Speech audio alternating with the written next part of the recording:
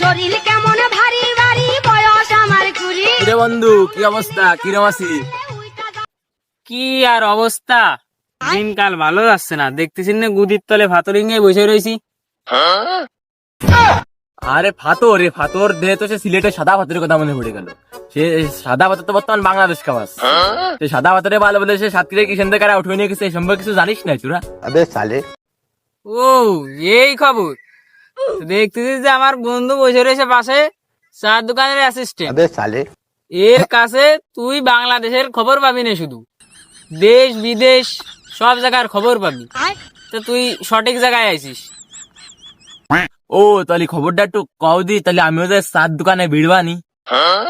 এ তো ছোটখাটো খবর, এ কোনো বিষয় না, কিন্তু আসলে যারা না জানে তাকে কাছে কিন্তু এটা খুব বড় একটা রহস্য। আর আমি তো সব খবরই রাই। তা এটা হচ্ছে কি, এই যে সাতাবতের ঘটনাটা, এটা হচ্ছে মানুষ আসলে গুজব ছড়াচ্ছে।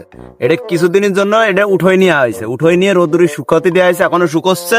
এরপরে একটা সাদা পাথর কতদিন এক জায়গা থাকবে, এরে মনে করে এখন শুয়ে এরে কালার মালার করে বিভিন্ন লাল কালার, নীল কালার, সাদা কালার, হলুদ কালার, এইসব কালার করে আবার কয়দিন পর দেখা, দিন পর আবার জায়গায় নিয়ে তুইছে।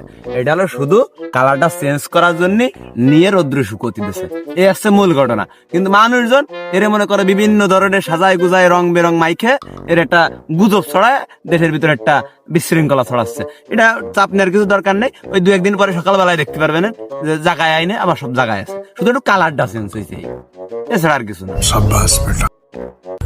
ভাড়া তো কঠিন জ্ঞানী লোকরে দেখি কয়দিন চার দোকানে ক্লাস করতে যাচ্ছি হবে না।